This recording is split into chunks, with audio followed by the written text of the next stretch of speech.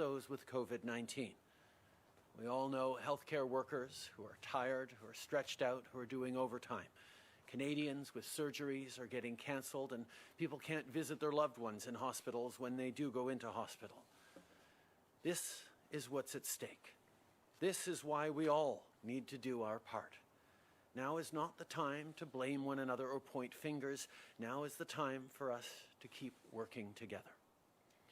Depuis le début de la pandémie, nous avons distribué des centaines de millions de pièces d'équipement de protection individuelle à travers le pays. Dans les derniers mois, nous avons aussi distribué plus de 6,7 millions de tests de dépistage rapide aux provinces et aux territoires. Nous les encourageons à les utiliser pour aider à protéger la population.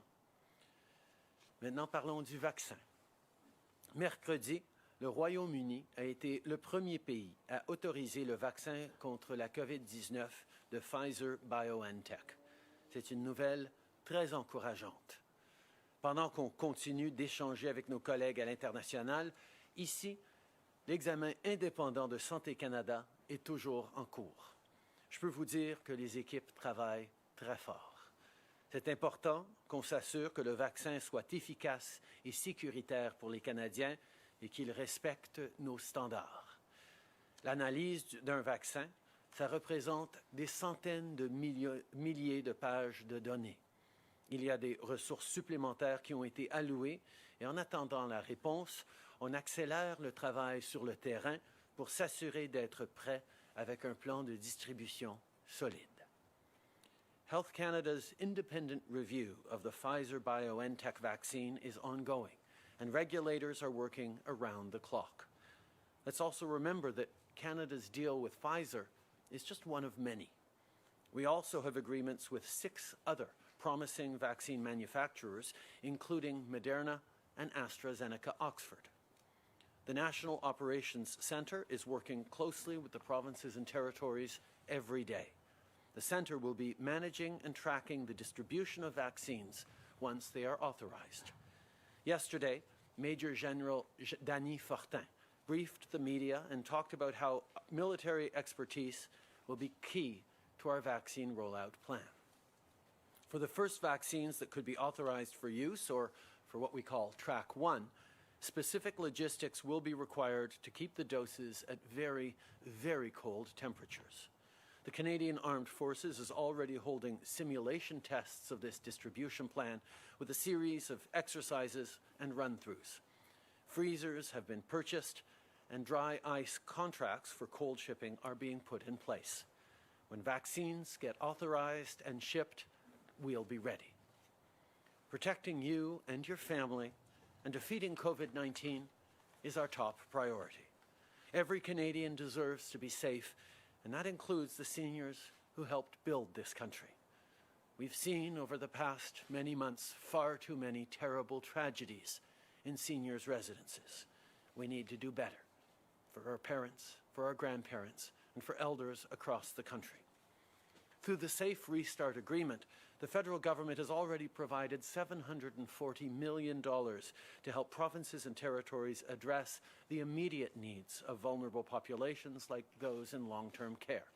And this week, Deputy Prime Minister Freeland presented the fall economic statement in which we are committing up to $1 billion for a safe long-term care fund. This fund will help provinces and territories carry out infection prevention, improve ventilation, and hire staff or top up existing employees' wages. We are ready to keep doing our part for our seniors and for all Canadians. Cette semaine, nous avons présenté notre énoncé économique dans lequel nous avons mis quelque chose bien au clair. Nous voulons aider les provinces et les territoires à protéger les aînés dans les établissements de soins de longue durée. Dans le cadre de l'accord sur la relance sécuritaire, le gouvernement fédéral a déjà investi 740 millions de dollars pour aider à répondre aux besoins immédiats des populations vulnérables, comme les personnes en soins de longue durée. En s'appuyant sur ce que nous avons appris suite au déploiement des Forces armées canadiennes ce printemps, nous allons investir jusqu'à 1 milliard de dollars dans le Fonds pour des établissements de soins de longue durée sécuritaires. Ces fonds permettront de faire de la prévention d'infections, d'améliorer la ventilation, d'embaucher et de bonifier des salaires. Au sujet de la prévention, j'annonce aujourd'hui un investissement de 1,8 million de dollars qui permettra à 12 équipes de recherche de travailler en partenariat avec différents établissements de soins de longue durée afin d'étudier les mesures en place. Ces équipes pourront alors faire des recommandations qui aideront à mieux protéger les aînés maintenant et pour l'avenir. This morning, we learned that Canada's labour market gained another 62,000 jobs in November. This means 2.4 million Canadians have returned to work after they lost their jobs during the pandemic. We're making progress, but there's still much more work to be done. This is a tough time for everyone, and the small business owners at the heart of our communities are no exceptions. Those small business owners are our neighbors and our friends. They're incredibly hardworking, devoted people. They're there at the heart of our communities, there at the foundation of our economy. And this is a time where we need to be there for each other. We need to be there for everyone. Since the spring, the Canada Emergency Business Account has helped almost 800,000 small businesses right across the country. This program has made a real difference, and people still need this support. And that's why we are now expanding CEBA. Starting today, if they need it, eligible small businesses can access a second CEBA loan of up to $20,000 on top of the initial $40,000 that was already available to them. And again, $10,000 of this additional financing will be forgivable if repaid by the end of 2022. These measures will protect jobs, make sure the local businesses that we love don't have to close for good. So I'm calling on everyone to do their part. In this holiday season, it is a moment for generosity. Everyone's trying to care for their loved ones. Try and make sure you're also supporting local businesses and ordering takeout from local restaurants. Your local business owners are adapting, are getting creative, are figuring out ways to continue to serve you. So we need to do our part as Canadians to lean on each other, to be there for each other, and to support everyone as we get through this pandemic. Pour aider les petites entreprises à traverser cette crise, nous mettons de l'avant une expansion du compte d'urgence pour les entreprises canadiennes. À partir d'aujourd'hui, les petites entreprises éligibles qui en ont besoin pourront avoir accès à un autre prêt allant jusqu'à 20 000 $ supplémentaires, en plus du prêt de 40 000 $ déjà disponible. Encore une fois, de ce nouveau montant, on compte 10 000 $ de prêts à remboursement conditionnel. On a tous un rôle à jouer dans la lutte contre la COVID-19 et ses conséquences. Pendant que vous commencez votre magasinage des fêtes, pensez à aider les commerçants du quartier. On a tous des amis, des voisins, des membres de nos familles qui travaillent pour les commerces locaux. Le mois de décembre est un mois essentiel pour les entreprises à travers le pays. Et depuis des mois, ils s'adaptent à la situation, ils sont créatifs dans la façon qu'ils vont continuer de pouvoir livrer pour les Canadiens. Alors, continuons de les encourager. Il ne faut pas oublier les boutiques locales, les boutiques en ligne locales aussi. Et souvenez-vous que les fêtes, c'est un moment pour être généreux envers nos familles, envers nos proches, mais c'est aussi un moment pour penser aux autres, surtout à nos petites entreprises vulnérables, pour les aider à passer à travers cette pandémie. Il faut continuer nos efforts. Gardez vos distances, portez un masque, évitez les rassemblements et servez-vous de l'application Alerte COVID. À ce jour, plus de 5,6 millions de personnes l'ont téléchargée et dans les prochaines semaines, même si ça ne nous tente pas, il va falloir continuer à suivre les directives des autorités locales de santé publique. Il y a des vies en jeu et on ne peut pas se permettre de ralentir nos efforts. Before we end today, let me take a moment to talk about our introduction yesterday of Bill C-15, legislation to implement the United Nations Declaration on the Rights of Indigenous Peoples. On this, I want to recognize Minister Lametti, Minister Bennett and their teams, but more importantly, Indigenous leaders and partners who have worked tirelessly for decades in the efforts that led to this legislation. Bill C-15 mandates the federal government, in consultation and cooperation with Indigenous peoples, to take all measures to ensure that the laws of Canada are consistent with the Declaration.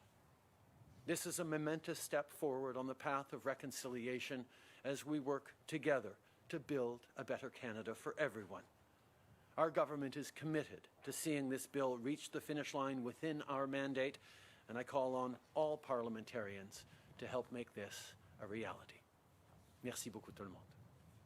Thank you, Prime Minister. We'll now turn to the phones for questions from media. So one question, one follow-up. Over to you, operator. Thank you. Merci. For questions, please press star 1 on your device's keypad.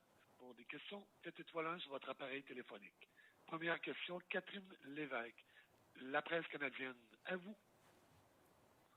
Oui, bonjour, M. Trudeau. Êtes-vous soulagé de voir que le gouvernement du Québec a finalement renoncé au rassemblement de Noël? Je pense qu'on est tous déçus de voir que les cas continuent à monter un peu partout dans le pays et que nous allons devoir faire très attention à Noël. Nous savions que ça n'allait pas être un Noël comme les autres et maintenant, on va devoir essayer de se connecter et de prendre le temps avec nos proches et appeler ceux qui sont plus lointains. Ça va être un moment difficile, mais je sais qu'on est bon pour pouvoir continuer à suivre les directives de santé publique, continuer de faire ce qui est nécessaire pour baisser les cas partout au pays, pour qu'on puisse arriver au printemps avec le moins de pertes possible. Oui, sur un autre sujet, sur les vaccins, il y a un des administrateurs en chef de la santé publique, Dr. New, qui a dit hier que les médias ne devraient pas être, et là je le cite, obsédés par la date de livraison des premières doses de vaccins. Je comprends que Santé Canada est toujours en cours d'examen pour un premier vaccin, mais quand même, là, est-ce que vous avez une idée de quand on pourrait recevoir les premières doses? Et si vous n'avez pas cette réponse-là, comment est-ce que vous expliquez ça aux Canadiens qui font des sacrifices depuis des mois? L'important, c'est d'être prêt quand les vaccins arriveront, quand ils seront approuvés, de pouvoir livrer les vaccins à travers le pays. C'est exactement ce qu'on est en train de faire. Vous avez vu le major général Fortin hier expliquer à quel point le travail se fait avec les provinces et territoires, des exercices de logistique pour s'assurer que dès que Santé Canada trouve que les vaccins sont sécuritaires, démontre que les vaccins sont sécuritaires, on va pouvoir commencer à les livrer dès leur arrivée au Canada. On va continuer de faire tout ce qu'on peut pour assurer que les Canadiens reçoivent les vaccins le plus rapidement possible. Mais ce n'est pas juste une question de savoir qui va avoir accès le plus rapidement au vaccin. C'est une question de savoir quand on va pouvoir vacciner le plus de gens possible dans le pays. Et c'est pour ça qu'on est très bien servi d'avoir le plus de vaccins potentiels par personne, de doses de vaccins potentiels par personne au Canada que dans n'importe quel autre pays. Merci. Prochaine question. Operator. Thank you. Merci. Prochaine question. Mélanie Marquis, La Presse. À vous. Merci. Bonjour, M. Trudeau. Premièrement, concernant la Meng Wanzhou qui est détenue au Canada en attendant que se règle sa cause d'extradition, il y a le Wall Street Journal qui rapportait jeudi soir que le gouvernement discute avec Madame Meng pour l'autoriser à rentrer en Chine en échange de certains aveux. Pouvez-vous préciser si le Canada est impliqué dans ces négociations-là et si, le cas échéant, vous essayez d'avoir une clause Michael où on demanderait donc la libération des 2 Michael qui sont en Chine en échange du départ de Mme Meng? Je ne vais pas commenter ces rapports. Les Canadiens savent très bien que notre priorité absolue, c'est le retour en sécurité des 2 Michael. I'm not going to comment on those reports. Canadians know well that our top priority is the safe return of the two Michaels. Une suivi, Mélanie? Oui, puis si vous me permettez, M. Trudeau, je vais m'éloigner un peu des sujets habituels. Ce matin, le New York Times publiait une enquête sur le site Pornhub, dont la société mère est basée à Montréal. Bon, on y lit notamment que la plateforme diffuse des scènes de viol, fait du trafic de mineurs, j'en passe. Au printemps, il y a des sénateurs, des députés qui vous ont écrit pour vous demander de prendre des mesures sur ce site-là. Vous ne leur avez pas répondu. Pouvez-vous d'abord nous dire ce que ces informations vous inspirent, puis ensuite nous dire ce que vous pourriez faire, ce que vous comptez faire pour resserrer la vis ou agir comme ces parlementaires vous le demandent? Nous sommes toujours préoccupés par la violence faite aux femmes, la pornographie juvénile. On a toutes sortes de mesures en place et on va continuer de travailler avec les agences de sécurité pour s'assurer qu'il n'y a pas d'exploitation, de traficage de gens au pays. We are always extremely concerned with gender-based violence, with exploitation of minors, with child pornography. We're going to continue to work with police agencies and security agencies and all means possible to ensure that all Canadians are kept safe. Thank you, Prime Minister. Next question, operator. Thank you. Merci. Next question, Ben Andrews, Carleton University. Line open. Will the government commit to a new timeline for ending long-term boil water advisories? Ending long-term boil water advisories has been a priority for this government from day one. The fact that in too many Indigenous communities across the country, degraded infrastructure and lack of opportunities have led to decades, in some cases, of boil water advisories has long been unacceptable. We have moved forward on lifting close to 100 long-term boil water advisories, and in this recent fall economic statement, we are demonstrating further commitment to continue to accelerate the hard work that needs to be done right across the country with an extra $1.5 billion. There are situations in which COVID-19 has interfered with our ability to work hard to get these new installations in, but we're continuing to redouble our efforts because it is unacceptable that any Canadian across the country not have access to safe, clean drinking water. Depuis 2015, nous travaillons avec acharnement pour finir avec les avis d'ébullition d'eau dans les communautés autochtones.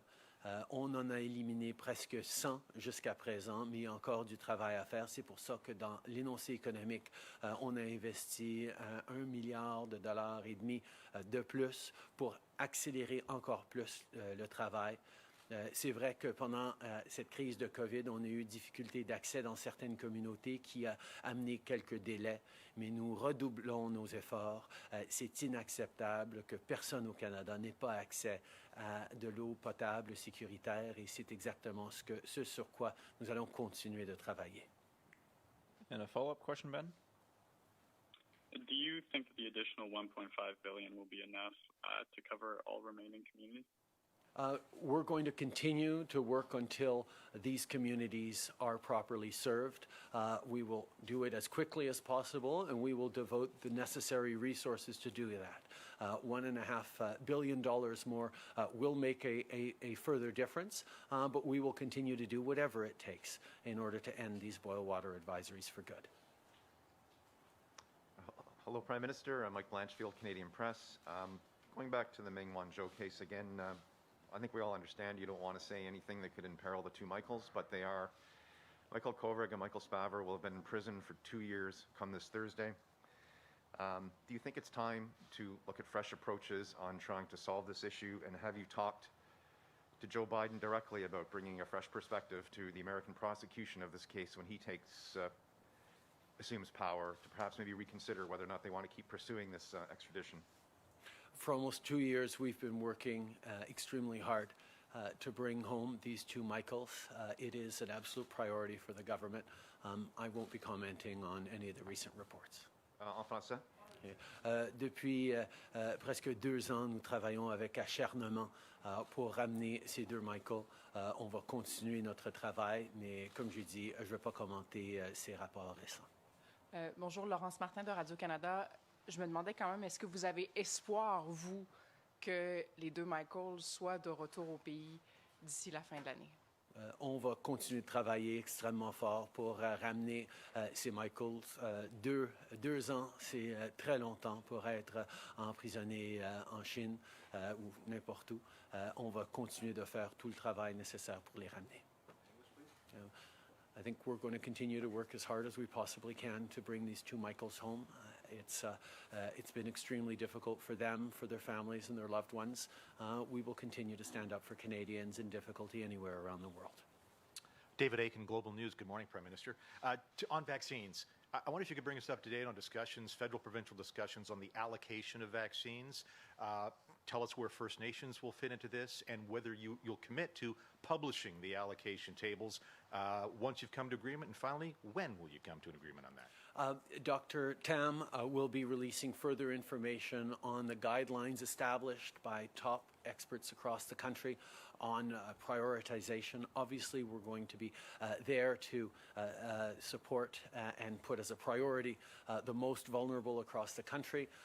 And we're establishing those guidelines, which include populations we've talked about already, long-term care residents, the elderly, Indigenous peoples.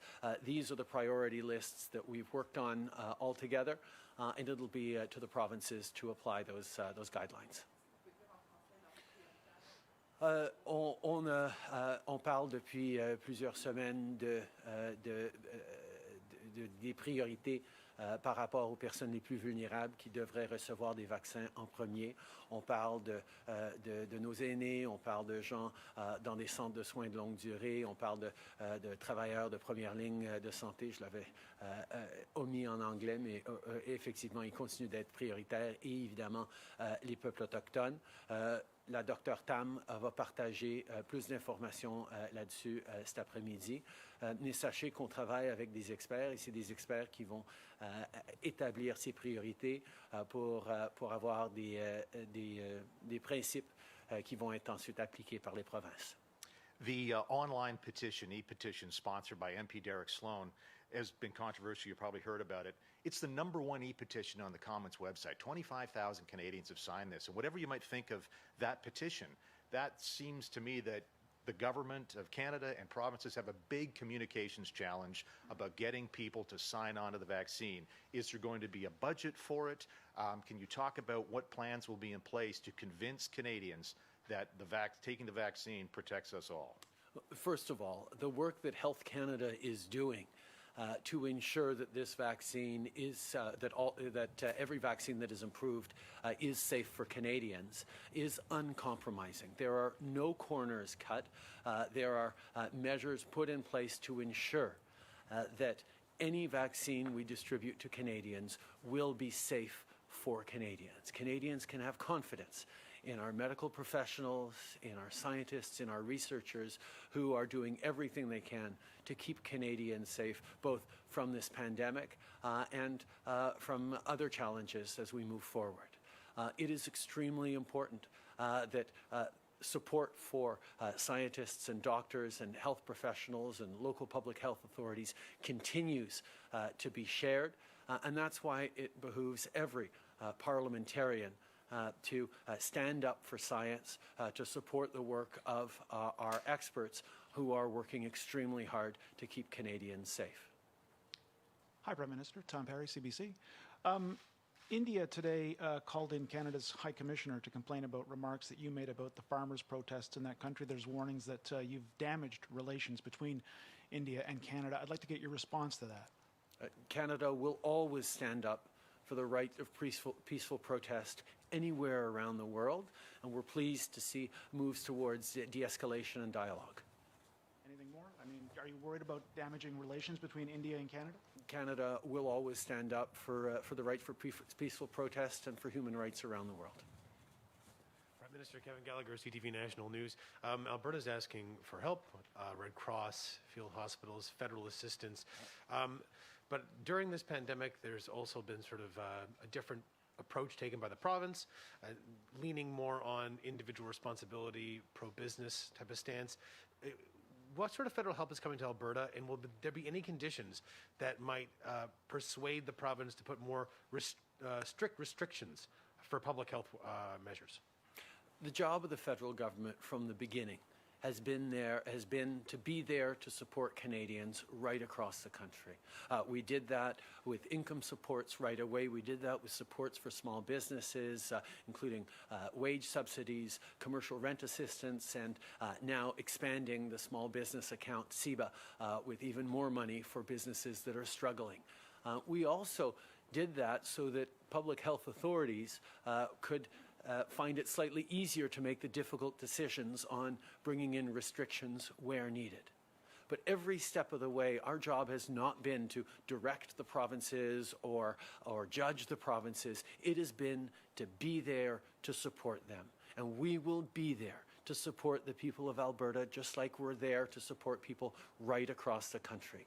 Every step of the way, the position of the federal government has been, how can we help to the provinces and territories, and it will continue to be so. Okay. À chaque étape de cette pandémie, nous avions été là directement pour les citoyens. Dès le début, nous avons livré avec la PCE, avec la subvention salariale, avec de l'aide aux petites entreprises, avec de l'aide pour le loyer commercial. Nous avons été là pour nos aînés, pour nos jeunes, à travers le pays, et nous allons continuer de l'être. Une partie de ça, c'était pour aider les autorités locales à prendre les décisions de limiter certains business, certaines activités, en sachant que le gouvernement fédéral allait être là directement pour aider ceux qui doivent fermer leurs activités ou leurs entreprises. À chaque étape, on a été là pour appuyer les provinces, pour appuyer les citoyens, pas pour juger, pas pour leur dire quoi faire, mais pour aider avec tout ce qu'ils ont eu de besoin, et on va continuer de l'être. Nous sommes là pour aider et nous espérons pouvoir aider. Merci beaucoup tout le monde.